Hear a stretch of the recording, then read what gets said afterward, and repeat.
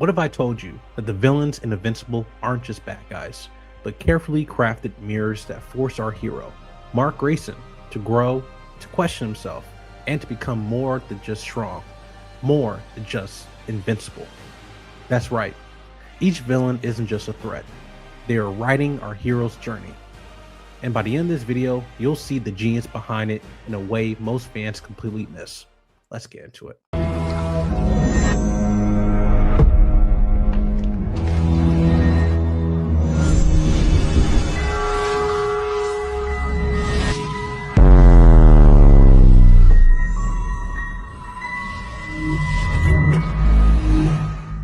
In most superhero stories, villains are obstacles. In Invincible, villains are the very reason Mark Grayson becomes who he is. If you watched the show and thought, why did these villains matter? You aren't alone. We're going to explore three major antagonists in the past 3 seasons of Invincible, and how each one teaches Mark something he desperately needs to learn. Heroes are defined by enemies, not just battles. Let's start with the villain that started it all, Omni-Man. But here's the twist. He's not just a villain. He's Mark's father, his role model, his first mirror that shatters Mark's worldview. Nolan Grayson was trusted, beloved, Earth's greatest hero, until he brutally destroyed the Guardians of the Globe. The moment shocked audiences worldwide in the first episode. But more importantly, it shattered Mark's idea of heroism, forcing him to ask, what kind of hero do I want to be? Instead of being shaped by power, Mark must define morality for himself. Omni-Man didn't just beat people up, he dismantles Mark's identity. When your own father becomes your biggest threat, it's more than a villain arc, it's a psychological crucible. Invincible doesn't let Mark just punch villains, it forces him to confront whether heroism even exists. Next we go to Angstrom Levy, the multiversal mirror. Now we reach a villain that breaks the rules of storytelling. Angstrom Levy. He's a multiversal threat whose anger isn't just about destruction, it's about identity. Angstrom Levy starts out as a genius scientist, not a monster. He wants to use multiverse knowledge to improve worlds, not wipe them out. Then an experiment goes wrong, and he absorbs memories of countless versions of himself. Almost all of his variants hate Invincible. After that, he becomes obsessed with destroying Mark. Here's the genius part about Angstrom Levy.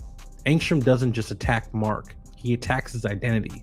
He forces Mark to confront the fear that in some realities, he could have become a tyrant just like Omni-Man. That's the twist. Levy isn't just brute force, he's a psychological antagonist. He embodies Mark's fears of becoming what he hates most, his father. Even the show's creator said that Levy shows Mark that in other worlds, he fell into the same path as his father. Most villains repeatedly push Mark into fights he has to win. Angstrom forces him to battles he has to question whether he can even handle. That's why the villain isn't just strong, he's existential. We see the eternal villain Omni-Man and the mirror world villain Angstrom. Now let's look at the violence that forced Mark to choose a moral line. Conquest, the brutal reality check. Now we meet Conquest, the villain that physically breaks Mark, not mentally, not philosophically, but literally and brutally breaks him. Conquest is the embodiment of brutality that ignores moral debate.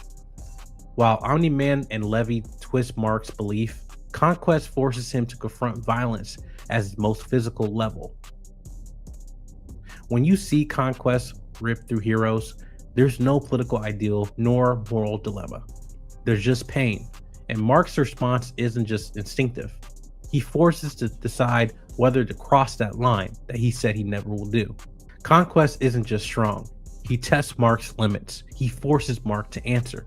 How far am I willing to go to protect others? Is killing ever justified if it saved lives? This is where the show breaks typical superhero tropes. Other universes sometimes normalize lethal decisions. Conquest confronts Mark with the very idea and makes that audience ask the same thing. The villain doesn't push Mark towards good, he shoves him against the edge of who a hero really has to be. Look at this structure. Number 1, Omni-Man blows Mark's moral foundation wide open. Number 2, Angstrom Levy makes Mark question who he could become. Number 3, Conquest forces him to real choices about violence and consequences. Almost every other major villain in Invincible shapes Mark in a different way, whether it's the crime organizations or even upcoming villains such as Dinosaurus. They aren't just threats, they are philosophical tools.